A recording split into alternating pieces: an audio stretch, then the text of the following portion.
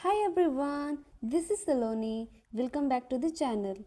आज के इस वीडियो में हम करने वाले हैं क्लास 10 साइंस का चैप्टर नंबर 1, जो कि है केमिकल रिएक्शंस एंड इक्वेशंस। सबसे पहले में हम जानेंगे कि केमिकल चेंज और फिज़िकल चेंज क्या होता है, क्योंकि जो केमिकल रिएक्शंस है वो केमिकल चेंज से जुड़ा हुआ है। तो आपने प्रीवियस क्लास में केमिकल चेंज क्या होता है, फिज़िकल चेंज क्या होता है, ये पढ़ा होगा। फिर भी हम एक बार यहाँ पर केमिकल चेंज और फिज़िकल चेंज को क्लियर कर लेते हैं। सबसे पहले एक सिंपल एग्जांपल लेते हैं। अगर हम आइस को गर्म करें तो वो पानी बन जाती है। इसमें सिर्फ स्टेट चेंज हुई है, कोई नया सब्सटेंस नहीं बना। इसको कहते हैं फिज़िकल चेंज। लेकिन अगर हम पेपर को जला दें तो वो राख बन जाती है। अब उस पेपर को वापस पहले जैसा हम नहीं बना सकते। यहाँ एक नया सब्सटेंस बना है, इसको कहते हैं केमिकल चेंज। अगर हम सिंपल लैंग्वेज में समझें तो फिज़िकल चेंज में सिर्फ शेप, साइज या स्टेट बदलती है। केमिकल चेंज में एक नया सब्सटेंस बनता है। तो यहाँ एनसीईआरटी हमें कुछ डेली लाइफ एग्जाम्पल दी है, इसके बारे में हम सोचते हैं। Example 1, milk is left at room temperature during summers. सोचो सोचो मम्मी ने सुबह दूध बाहर रख दिया, गर्मी ज़्यादा है और दूध पूरे दिन रूम टेम्परेचर पर पड़ा रहा। कुछ घंटों बाद दूध खट्टा हो जाता है।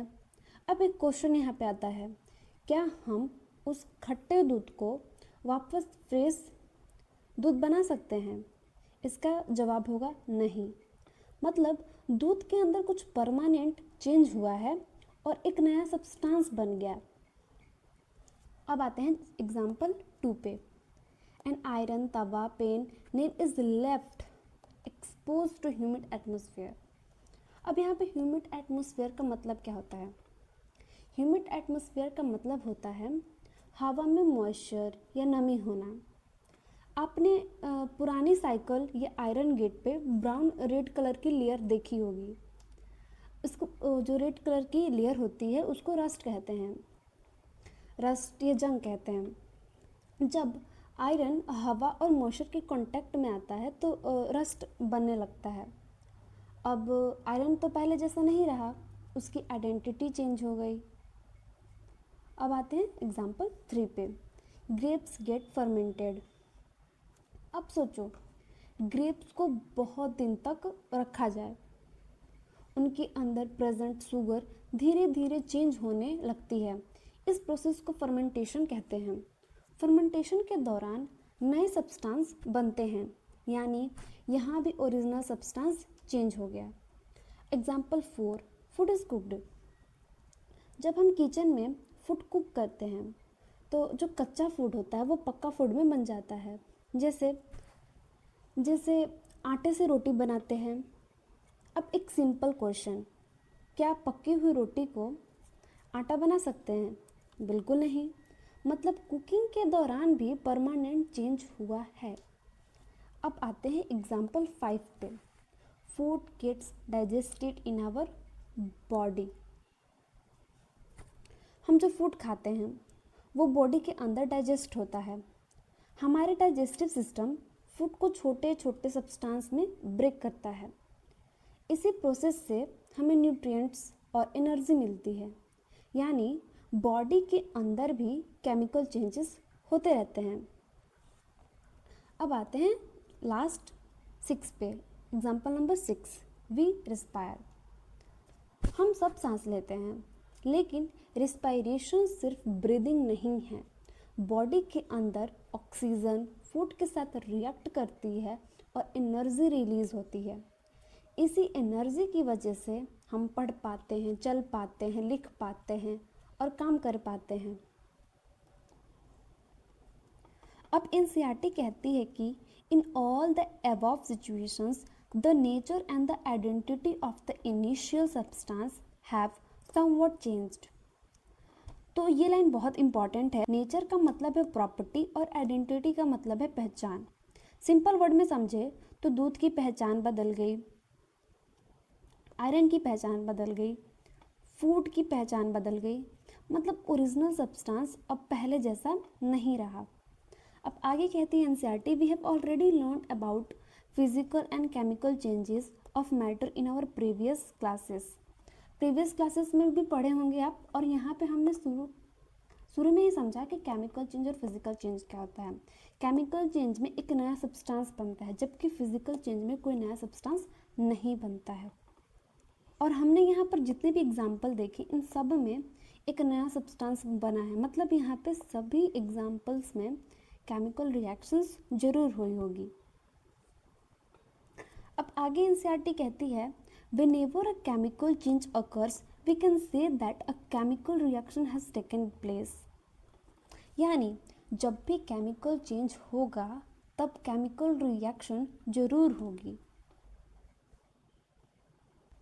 अब एक यहाँ पे क्वेश्चन आता है कि हम कैसे पहचानें कि केमिकल रिएक्शन हो रही है।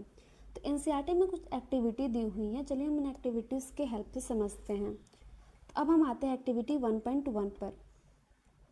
यहाँ एक मैग्नीशियम रिबन ली गई है।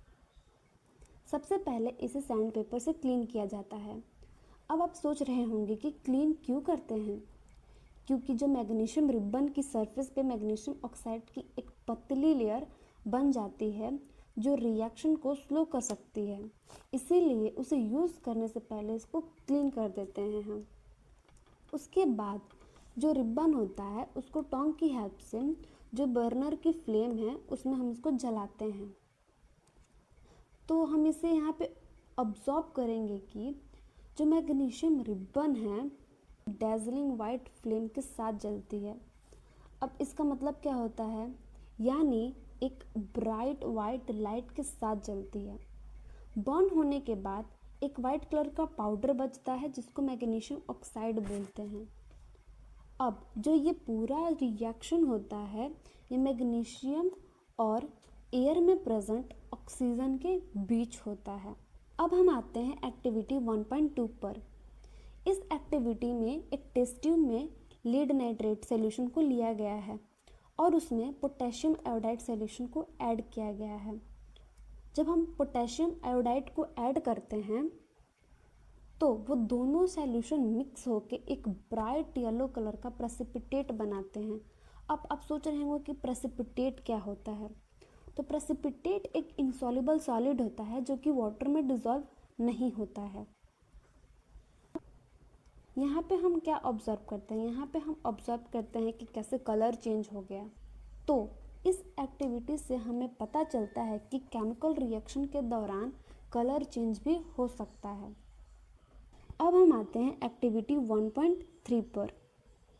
इसमें जिंक ग्रैन्यूल्स को लिए गए हैं और उसमें हाइड्रोक्लोरिक एसिड और सल्फ्यूरिक एसिड, इसमें डाइल्यूट हाइड्रोक्लोरिक एसिड और सल्फ्यूरिक एसिड को ऐड किया जाता है।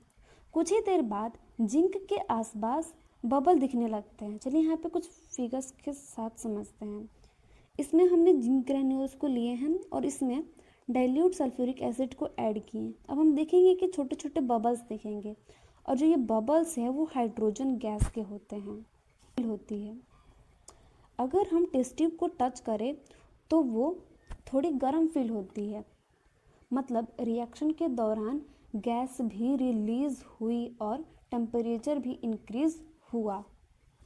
यहाँ पे तीनों एक्टिविटीज़ के पढ़ने के बाद मेन कंक्लूजन ये निकला कि केमिकल रिएक्शन होने पर चेंज इन स्टेट हो सकता है, चेंज इन कलर भी हो सकता है, गैस इवोल्यूशन ऑफ गैस भी हो सकता है, चेंज इन टेम्परेचर भी हो सकता है। अगर इनमें से कोई भी चेंज ऑब्जर्व हो तो चांस है कि केमिकल रिएक्शन हुई है। तक हमने एक्टिविटी 1.1, 1.2 और 1.3 पढ़ ली है। अब एक इम्पॉर्टेंट क्वेश्चन आता है, how do we identify a chemical reaction, यानी हमें कैसे पता चलेगा कि केमिकल रिएक्शन हुई है। एनसीईआरटी के अकॉर्डिंग कुछ इंडिकेटर्स होते हैं। पहला, न्यू सब्सटेंस फॉर्मेशन। एक्टिविटी 1.1 में मैग्नीशियम रिबन को बर्न किया गया तो हमारे पास एक प्रोडक्ट मिला, मैग्नीशियम ऑक्साइड। यहाँ एक नया सब्सटेंस बना। तो जब भी नया सब्सटेंस बने तो समझ जाओ कि केमिकल रिएक्शन हुई है। Second, change in colour. Activity 1.2 में जो लीड नाइट्रेट और पोटेशियम आयोडाइड को मिक्स करते हैं तो हमारे पास एक कलरफुल प्रेसिपिटेट फॉर्म होता है, यानी कलर चेंज हुआ। तो कलर चेंज भी एक केमिकल रिएक्शन का इंडिकेटर है। Third, evolution of gas. Activity 1.3 में जिंक और डाइल्यूट एसिड रिएक्ट करते हैं तो रिएक्शन के दौरान बबल्स दिखते हैं। ये बबल हाइड्रोजन के होते हैं। जब रिएक्शन के दौरान गैस निकली तो ये भी एक साइन है कि केमिकल रिएक्शन हो रही है। Four, change in temperature. इसी रिएक्शन में हमने देखा कि कैसे हीट प्रोड्यूस हुआ, यानी टेम्परेचर में चेंज होना। टेम्परेचर का इंक्रीज या डिक्रीज होना भी केमिकल रिएक्शन का इंडिकेटर है। तो स्टूडेंट्स, किसी भी रिएक्शन में न्यू सब्सटेंस बना, कलर में चेंज हुआ, या एवोल्यूशन ऑफ गैस हुआ, या चेंज इन टेम्परेचर हुआ, तो हम कह सकते हैं कि केमिकल रिएक्शन हुई है। लेकिन याद रखिए, हर रिएक्शन में ये सारे चेंजेस एक साथ होना ज़रूरी नहीं है। एक या दो इंडिकेटर्स भी मिल जाए तब भी हम केमिकल रिएक्शन हो सकती है।